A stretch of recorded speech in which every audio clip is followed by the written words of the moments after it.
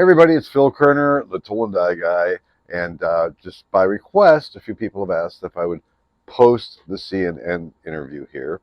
So we'll follow a brief introduction here. And I guess you guys like stories. How did this happen? How did CNN find me? Well, I'd like to think they found me from the Tool and Die Guy. Well, they didn't.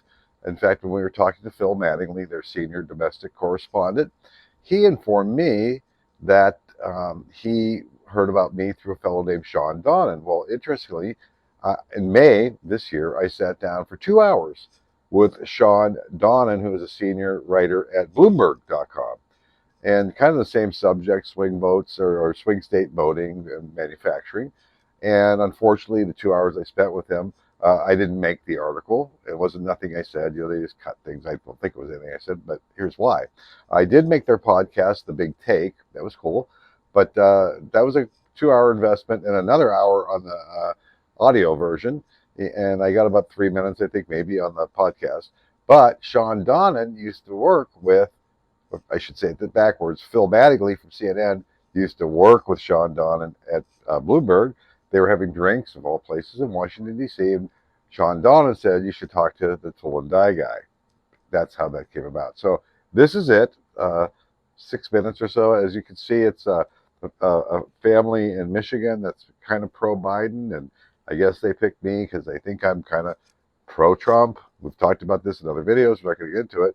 And after it's done, I'll come back with a little recap. And that's it. I'll put the link under here to the full article, though, on CNN.com. Tonight, Kamala Harris on the attack. You see, for Donald Trump, our economy works best if it works for those who own the big skyscrapers, not those who actually build them, not those who wire them, not those who mop the floors. This is Harris is closing the gap with Trump on the economy. Trump does hold a 6-point advantage for voters, but it was a 12-point advantage when he was against President Biden. And tonight, in part 2 of the Show Me the Money series here on Outfront about America's economy, Phil Mattingly reports from 2 true swing districts in battlegrounds Michigan and Pennsylvania, breaking for Obama twice, then flipping to Trump, and then back to Biden. Phil is out front.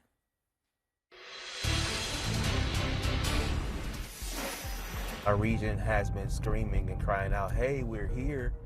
Hey, we're here. As we drive with Hurley Coleman through Saginaw, Michigan, the raw tension. We're trying to change, we're trying to grow, we're trying to develop. Look at all the things that we're doing. Between what was and what could be. And yet, nobody truly paid us attention until we became a battleground county. Thrust to the forefront of the 2024 campaign, in the same way as this town, 350 miles away. You drive down that industrial corridor on 12th Street, it's just full of shops. Erie, Pennsylvania, home to Phil Kerner. And what happened to that street? You can drive down it. It's pretty decimated now. 2 of the most important battleground counties. Because I know my conversations at home is like, how are we going to pay for this? In 2 of the most important battleground states. All the suppliers that I used to pick up the phone. I need this, I need this, I need this. Right around 10 minutes away from my shop. They're all gone. Replaced by what? Let's see, the one right down the street was an August Industrial Supply. They were really good with cutting tools and oils. What do they teach in there now? Knitting? It's a knitting place. Go GDP. Through the eyes of 2 families who have lived through dramatic change. The Colemans embody Saginaw's journey from the manufacturing boom of the Great Migration. 80 to 90% of the adults in the church were employed full-time with GM. By the time I became the pastor, that percentage was still a lot of the adult percentage of population was still, that was connected to the auto industry was still there. Pastor Hurley Coleman's congregation still strong, but those ties to manufacturing. And right now in our congregation, I have 1 person full-time employed by the auto industry. For his son, the CEO of a nonprofit here, New Industries have created, finally, some hope. That's the story that I like for us to be able to tell, that we're resilient, that we do bounce back. While the Colemans backed President Joe Biden, even got a visit from him this spring, Vice President Kamala Harris has sparked a whole new level of energy. So now the conversation is not how bad Biden was or how good Trump was, but what possibly could happen with a Harris presidency. I think there's more opportunistic hope that's been created in the last few weeks. But with an election just months away, I would say in our line of work, I'm nervous. I'm nervous about the future. concern driven by what a Trump administration may do to poverty programs in a community where Trump's hardline border stance and first-term pandemic-era stimulus checks resonate. Some of the things that Trump was able to do stems around the ability for them to be able to maintain some dollars and have some dollars come back to them. An observation echoed by his father. There are people who think that the stimulus checks that came out during the pandemic and things of that nature are something that's going to happen again. For Phil Kerner, My grandfather did this, my father did this, my uncles did it, my brothers did it, I did it, my kids aren't doing it. That tells you everything, right? deep personal passion for a family trade, tool and die making. As he confronts economic numbers he's just not feeling. I see that's touted a lot. Wages going up, wages going up. I talk to my friends, your wages going up? No. I don't know whose wages are going up. All pieces that inform a political approach. The promises that are made by the political class, do you believe any of them at this point? I always tell people I'm not a Republican, I'm a realist. I think they're all terrible. Leaving, in his view, this binary business choice. I have two phone numbers for you. This one's Kamala Harris, and this one's Donald Trump. Who are you going to call? You're going to go bankrupt if you don't figure this out. You're going to lose your home. They're going to foreclose on you. Who are you going to call? Probably going to call Trump. Two different men from two different walks of life, but unwavering in their dedication to two different communities long after the political spotlight fades. What was old, what was outdated is about to experience a heavy transformation and rebirth. And I think that's what those silos represent. And it's the future. It's the future for this region. I mean, and so thoughtful about how they get to their different decisions here. And the one Michigan family, the Pennsylvania family up in Erie. So you get econ speeches today, one from each candidate. And by the way, Trump's done, town halls on electric vehicles. Harris has given speeches. They actually have talked a lot about the economy. Are they breaking through at all? I think what's so striking, one is your first point, which is there are actually thoughtful views on policy when you talk to people out in the country. I know some people that might think that it's Trump's blunt force rhetoric on the economy that wins, and certainly it resonates. He talks about the things that you hear when you're in counties like this. What I think was fascinating about the vice president's speech today is just how much of the key pillars of it are what you're hearing in the community, whether it's about manufacturing jobs. Phil Kerner, obviously going to support Trump, talked a ton. We had a very lengthy and detailed conversation about apprenticeships and why that's so important in his trade. He'd like to see those standards raised in uniform. That was in the Harris policy proposal today.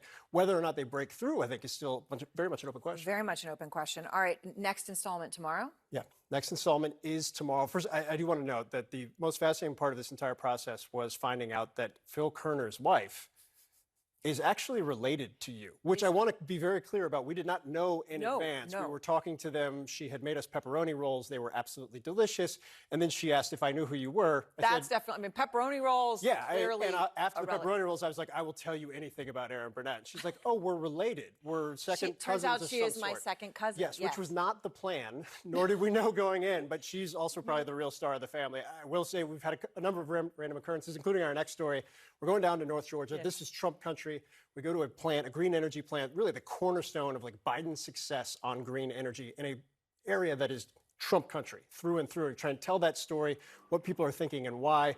The plant manager, Ohio State grad in Georgia, also an alum. It was nice to see friends. Yeah, Never know who you're going to run into. You never know. And when they say it's a big country of hundreds of millions of people, they're you all just related to never Erin Burnett. Related to me. All right. Thank you so much. And So there you go. That was, again, 3 hours of my time for that few minutes I got there. And to make matters better or worse, I spent about 3 hours this week with the fellows from the Chinese national or whatever, CNTV, China Global Network. And then I spent another 4 hours this week with the folks from Australia, from Channel 9. All great people. Had a blast. But I do all this in hopes of talking about American manufacturing, right? So I will clarify one thing at the beginning of that CNN broadcast. Aaron Burnett says Kamala Harris is on the attack. Now you'll notice I don't make fun of people. I'm not going to make fun of her name. I'm not going to do that. But her logic is so far off. And if you learn anything from this video tonight, it's about thinking straight, all right? In her opening, Kamala Harris says, the economy, Donald Trump's economy only works for people who own high rises, right? Not the people who built it, not the people who wired it, and not the people who mopped the floors. And everybody cheers like sheep because there's apparently just no common sense. Well, here's the question I will ask you. Well, it took about 4 years to build Trump Tower. And I would beg to differ that I would think the people who labored for 4 years to build that building made some nice money in Manhattan, all right? And then the people who wired it for 4 years probably got paid too, and then the people who maintain it today are still working because of Donald Trump building a high-rise in Manhattan. So the logic is so flawed. We all do better when rich people invest their money and build things and want to build molds and dyes and own shops. So that's my take on it. So again, that's the CNN deal. The China network thing should come out hopefully in the next week or so. And got to check back in with the folks from Down Under and see when that interview is coming out. So been a lot of fun. Kind of wears you out, but we'll see you on the next video.